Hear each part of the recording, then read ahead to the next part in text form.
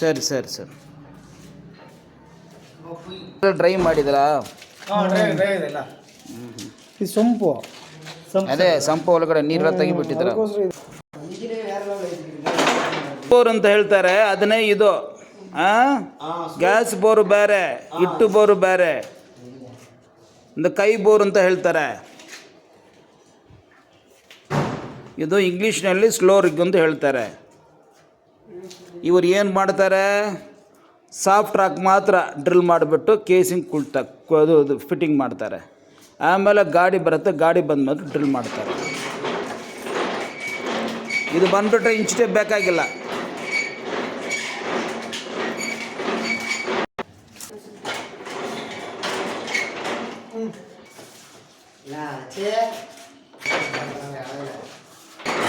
ಕೈ